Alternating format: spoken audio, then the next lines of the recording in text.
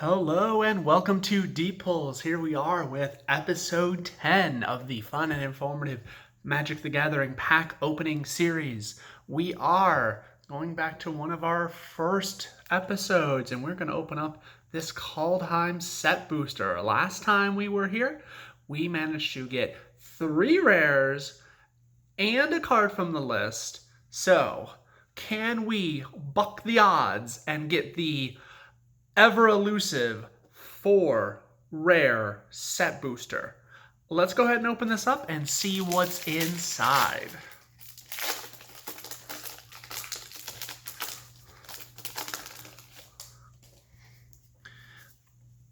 Okay, we've got here an art card. This is, I am told by looking at the back, the art for Icebreaker Kraken.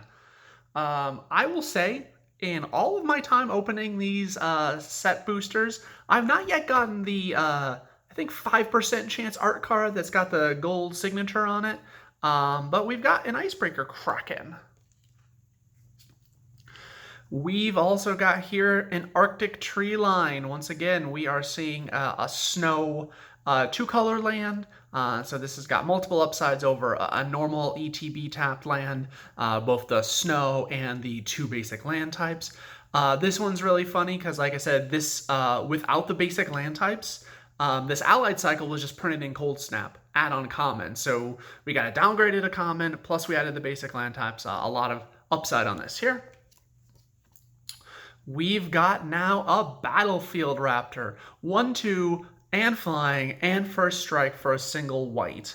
The history of 1/1 flyers in Magic is a pretty deep one. The original 1/1 flyers for one were not in white. They were in both blue and green.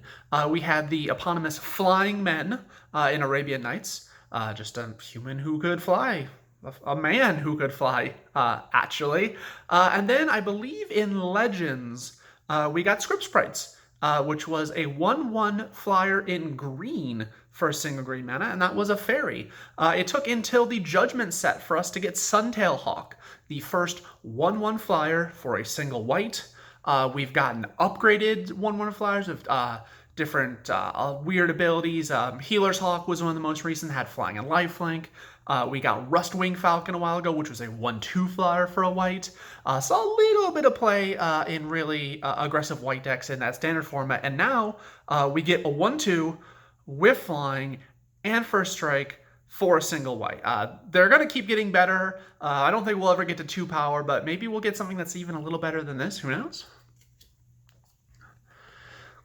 And now we've got here Stalwart Valkyrie, this Angel Warrior here. The 3/2 flyer for 3 and a colored mana. First card that comes to mind to me is Snapping Drake, which I believe was a blue card originally in Ravnica. They've since considered that to be, very baseline. So lots of upgrades here as well. The main one being that the card types are actually relevant. Angel can matter in a few things, so can Warrior in this set. And then we've got the really cool, you may cast this for paying 1 and a white and exiling a card from your graveyard. This unnamed ability from Kaldheim was kind of known as Pyre, as what I'm told in playtesting. But there's no real, connection to them. I wish it was kind of keyworded in some way or ability worded. But yeah, if you happen to get a creature in your graveyard, you get this little benefit. And it looks like white flyers or flying in general might be our little theme here in this set booster, because we've got a Herm Courser new set, so I don't know all the names. Again, the 2/2 flyer that I can think of in this case was another blue card, another Drake, Wind Drake, originally in Tempest. This has moved over to to white, and white's gotten plenty of upsides on this. In this case, we get the cool cost reduction here for your spells, specifically artifact enchantments. I wasn't sure if that was artifact enchantments or just auras and something else. I guess auras and enchantments doesn't make any sense. But again, a nice little cool upside here. Now we've got the Raven Wings. A cool little piece of equipment here that gives flying and the +1/+0. I know Kite Sail was, I believe, in World Wake, which was one of the last, the adventuring set, kind of, we saw Zendikar Rising. World Wake was the second set in the original Zendikar block. That card, I believe, was the same text in terms of casting cost and equip cost for basically the same ability, I believe, +1/+0 on flying, but it didn't make it a bird. So this one makes it a bird. Sometimes you might care about birds. This set cares about creature types sometimes, so it's a bird too. Weathered Runestone. These hate artifacts are kind of everywhere. They eventually, at a certain point in Magic history, decided if they wanted every deck to have access to hate, usually out of the sideboard, to a certain kind of effect, they would make it an artifact. We've seen Grafdigger's Cage as a variation of this. It prevents a little bit more than Grafdigger's Cage, but for a little extra mana, I believe this one you can't cast. It's like Grafdigger's Cage, I think, is like a little less restrictive in which spells you can stop from being cast, and this thing stops everything. So yeah, a little bit of upside. Speaking of a Runestone, here is a Rune of Speed.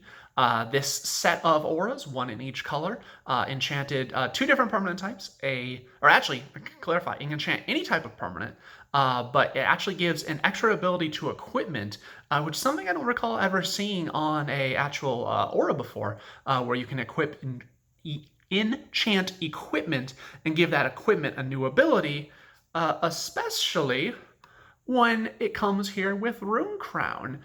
So Rune Crown plays really well in that set. You can fetch any sort of rune you want, put it right on the Rune Crown, and then all of a sudden you get just basically the Rune Crown effect plus the Rune of Speed effect movable on the equipment. So really cool little combo here. I like the kind of sub-word here, the fact that Rune is actually is a subtype here. Magic has become a lot more adventurous recently with subtypes indicating something important. So the rune itself doesn't really have any meaning on the card, but then you throw Rune Crown into the mix, and now rune means something. So this cool little marker has shown up. It's been a lot more common lately. They've been more adventurous with making these little sub things here. I'm thinking sometimes of like traps from original Zendikar. Trying to go back even further and trying to remember anything, but traps is the first thing that comes to mind with that. Well, I mean, it's a good start here with this Mythic Planeswalker. We've got here a green card that lets your elves tap for black. Elves being a black-green thing here. The first elf that could ever tap for green was Elves of Deep Shadow, which was a card from the Dark. It was a single green for a 1/1 elf that could tap for a black, and you took a little piece of damage. That card was really interesting because the Dark was one of the first sets that kind of cared about enemy color synergies, but it did it in really weird ways. Like it had blue creatures with red activation costs, and it had green creatures that tapped for black. So really kind of strange implementation, but I guess they were just dipping their toes in the water of enemy color stuff here, and this thing does it, really kind of emphasizes it with your elves tapping for a green. Well, you know what? 2 mythics in a set booster is pretty sweet here. We've got a god. This is going to be Halvar, I believe. Halvar, god of battle here. And on the back, you've got its Sword of the Realms here. These cards are designed, these gods in this set are designed to play pretty well with multiple copies of each other. So they are legendary, like all gods have been. So if you have this one on the battlefield, you don't want to cast another one. Legendary rule means you only get to keep one. So you just pull out its legendary, play its backside. And of course the backside is an aura, which means it plays pretty well with the front side. Keep swapping them here. That gives your creatures double strike. This iteration of gods, I believe we are on, I want to say the 3rd iteration, 4th possibly iteration of gods here. 3 different settings, so maybe only 3rd. But the original gods were in Theros block, and all of those were basically enchantments that had an effect all the time, and then they became creatures when you got to a certain devotion to a color or pair of colors, devotion being the number of total colored mana symbols that you had on the battlefield. We then went to Amonkhet, where we got gods there as well. Those gods were always creatures, but they could only attack or block if you met a certain condition. So that was their kind of way of being like, you haven't earned my ability to attack yet. These gods are just gods. They're always active as creatures. There's no kind of mucking around trying to figure out how to get them active here. But they die pretty much like any other creature. Both the Theros gods and the Amakant gods had some sort of condition. The Theros gods were indestructible, and the Amakant gods would go back into your hand as a end of turn trigger whenever they were killed. So interesting stuff there.